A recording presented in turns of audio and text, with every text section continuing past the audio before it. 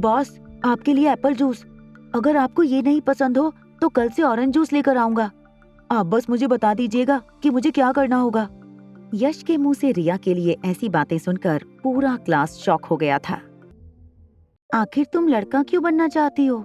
पिंकी ने अपने होठों को दबाते हुए आर्यन के सवाल का जवाब दिया। क्योंकि मेरी माँ कहती है काश मैं लड़का होती।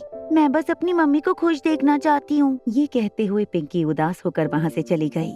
कुछ देर में स्कूल का दिन खत्म हुआ। गेट पर श्रेया आर्यन को पिक करने आई थी। कार में बैठते ही आर्यन ने बहाना बनाते हुए श्रेया से कहा, वो मैं अपने कुछ किताबें बलबीर सर की एकेडमी में भूल गया हूँ। मेरा मतलब है भूल गई हूँ। आर्यन की इस बात पर हंसते हुए श्रेया ने कहा, आज सुबह से हो क्या गया है तुम्हें? किताबें भूल गई वो तो ठीक है, तुम ये भी भूल गई कि तुम एक लड़की हो। ठीक है, घर चलने से पहले हम पहले बलबीर सर की एकेडमी जाएंगे। बलबीर सर की एकेडमी में पहुंचने के बाद कार के रुकते ही आर्यन जल्दी से कार का दरवाजा खोलकर अंदर की ओर दौड़ गया। तभी श्रेया ने देखा ठीक उसके बगल में एक कार आकर रुकी। कार से उतरकर रोहित बलबीर सर की एकेडमी के अंदर जाने लगा। जैसे ही रोहित एकेडमी के वेटिंग एरिया की ओर पहुँचा, उसने देखा कि लगभग आर्यन जैसा दिखता हुआ एक बच्चा दौड़कर उसकी ओर आ रहा था। मगर वो ये जानकर हैरान हो गया कि उस बच्चे ने एक लड़की का स्कूल यूनिफॉर्म पहना हुआ था। रोहित ने अचानक उस बच्चे को दोनों कंधों से पकड़कर हैरान होते हुए पूछा, आर्यन तुम? रोहित के चेहरे का रंग पूरी तरह से उड़ गया था। वो समझ नहीं पा रहा था कि आर्यन के इस बर्ताव का वो क्या करे। उसका बेटा अभी अभी उसके सामने लड़की के कपड़े पहनकर आया था। श्रेया, जो अभी भी कार में बैठी रिया के वापस आने का इंतजार कर रही थी, रोहित को देखकर चौंक गई। रोहित की बाहों में रिया को देखकर श्रेया दंग रह गई। वो जब अपनी इस शौक से बाहर आई, जल्दी से कार से उतरकर रोहित पर चिल्लाने लगी, ये क्या कर रहे हैं आप? रुको वहाँ पर, रुक जाइए मैं कहती हूँ। अपनी कार की ओर आगे बढ़ रहा रोहित अचानक रुक गया और हैरानी से श्रेया की ओर देखने लगा। श्रेया किसी तरह रोहित तक पहुंचकर रिया को रोहित से छीनकर अपने पास वापस लेना चाहती थी। तेजी से अपने कदम रोहित की ओर बढ़ाते हुए श्रेया ने कहा, किसी बच्ची को इस तरह तुम किडनैप कैसे कर सकते हो? तुम जैसे लोगों को कानून का डर ही नहीं है। तभी अचानक आर्यन ने जोर से रोहित को कहा, क्या हुआ डैडी? ये आंटी इस तरह क्यों चिल्ला रही है? ये सुनकर श्रेया हैरान रह गई। श्रेया को लग रहा था कि आखिर क्यों रिया इस आदमी को डैडी कह रही है। अचानक ही श्रेया को इस बात का एहसास हुआ कि जब उसने अनिका से कुछ दिनों पहले बात की थी, तब अनिका ने श्रेया से ये कहा था कि उसे उसका खोया हुआ बेटा मिल गया है। ये सब सोचते हुए अचानक ही श्रेया का ध्यान एकेडमी की मेन एंट्रेंस पर पड़ा, जहाँ पर उसने देखा कि नन्ही रिया लड़कों के कपड़ों में दरवाजे के पीछे छुपकर उसे कुछ इशारा कर रही थी। ये सब देखकर श्रेया पूरी तरह से हैरान रह गई थी। मगर अपनी हैरानी से बाहर निकलते हुए श्रेया ने अटकती हुई आवाज में रोहित से कहा, सॉरी, मेरा मतलब है कि शायद मैंने आप दोनों को कोई और समझ लिया और इसीलिए अचानक ही मैं वो सब कुछ बोलने लगी जो शायद मुझे। आर्यन को कार में बैठाते हुए रोहित गुस्से से श्रेया की ओर देखने लगा और बिना कुछ कहे खुद भी कार के अंदर बैठकर वहाँ से चला गया।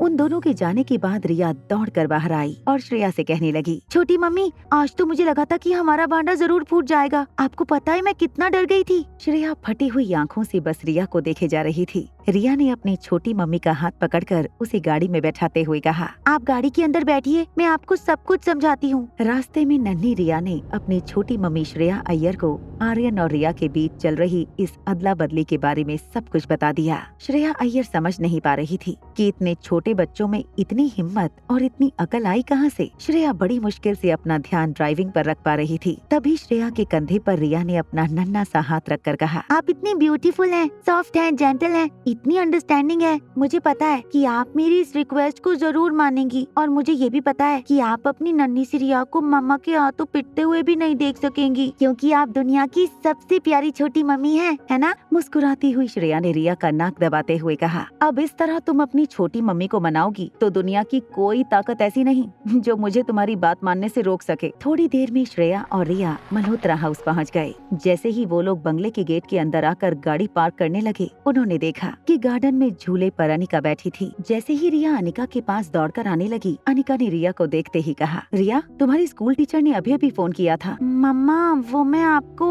इससे पहले कि रिया अनिका को सॉरी कह पाती, अनिका ने अपने दोनों हाथों से रिया के कंधे पकड़ लिए और कहा, तुम्हारी टीचर तो तुम्हारी बहुत तारीफ कर रही थी। आखिर क्या जादू कर दिया है तुमने अपनी टीचरों पर जो तुम्हारी इतनी तारीफ की जा रही है स्कूल में? अपने दोनों हाथ हवा में उछालते हुए रिया ने अपनी माँ से कहा, क्या करूँ, आपने बेटी ही ऐसी पैदा की है जिसकी जितनी तारीफ की जाए उतनी कम है, तो आपको इन सब बातों पर प्राउड फील नहीं होना चाहिए। जैसे ही रिया बंगले तक पहुँची, अनिका ने फिर से उसे रोकते हुए कहा, और हाँ, तुम्हारी स्कूल की टीचरों ने ये भी कहा है कि मेहरबानी करके आपकी बेटी से कहिए कि स्कूल के बच्चों में कोई अंधविश्वास न फैलाए कि कोई लड़का जब चाहे तब लड़की लड़की बन सकता है। तुम्हारी स्कूल के किसी यश नाम के लड़के ने आज ऐसी कोशिश की थी, आज तो किसी तरह वो बच गया, मगर आइंदा मेहरबानी करके आपकी बेटी से कहिएगा कि ऐसा कोई अंधविश्वास स्कूल के बच्चों में ना फैलाए। अनिका की ये बात सुनकर रिया तुरंत पलट कर कहने लगी, वो तो एक बेवकूफ लड़का है, सिर्फ शरीर से बड़ा है पर दिमाग से अभी भी वो छोटा बच्चा है। ऐसी बात पर कोई कैसे विश्वास कर सकता है। गुलेरिया हाउस। वहाँ करण गुलेरिया के घर पर यश के पापा सिद्धार्थ गुलेरिया यश को डांटते हुए कह रहे थे, कोई लड़का कभी लड़की कैसे बन सकता है, वो भी इस तरह। अगर आगे से तुमने ऐसी कोई बकवास पर यकीन किया या दोबारा से ऐसा कुछ करने की कोशिश की तो इतना याद रखना, तुम्हें इतनी दूर किसी बोर्डिंग स्कूल में भेज दूंगा कि तुम यहाँ अपने परिवार वालों से बात करने को तरस जाओगे। मगर मैं झूठ नहीं बोल रहा हूँ, स्कूल के सब बच्चे जानते हैं। आप चाहो तो पिंकी से पूछ लो, अगर मुझ पर विश्वास नहीं है आपको तो पूछो पिंकी से मैं सच कह रहा हूँ या नहीं। यश के मुंह से ये बात निकलते ही यश पर गुस्सा कर रहे सिद्धार्थ ने बीच हवा में ही अपना हाथ रोक लिया और सोफे पर बैठे अपने भाई आकाश गुलेरिया की ओर देखा। आकाश ने अपने हाथों में नन्ही सी पिंकी को पकड़ रखा था। जब आकाश ने यश की बात सुनी तो पिंकी की पीठ पर हाथ घुमाते हुए आकाश गुलेरिया ने पिंकी से पूछा, बेटा क्या ये सही कह रहा है? अपनी आंखों को झुकाकर पिंकी ने हाँ में अपना सर हिला दिया। पिंकी का जवाब मिलते ही आकाश हैरान हो गया। आकाश ने पिंकी से फिर से धीमी आवाज में पूछा, क्या आपने रिया को बाथरूम में देखा था? इस बार पिंकी ने ना में अपना सर हिलाया। पिंकी का ये जवाब मिलते ही आकाश को एक बात का यकीन हो गया कि जरूर इन बच्चों को किसी बात की गलतफहमी हो गई है। जैसे ही पिंकी को हाथ में लेकर आकाश सोफे पर से खड़ा हुआ, पिंकी ने धीमी आवाज में आकाश गुलेरिया के कान में कहा, मगर मुझे पता है कि रिया बॉयज टॉयलेट में गई थी। आकाश ने अपनी आवाज ऊंची ही रखते हुए नताशा से पूछा, तुम मेरी बेटी के दिमाग में ये बात क्यों डालना चाहती हो कि उसे एक लड़का बनना चाहिए? मुझे जवाब चाहिए।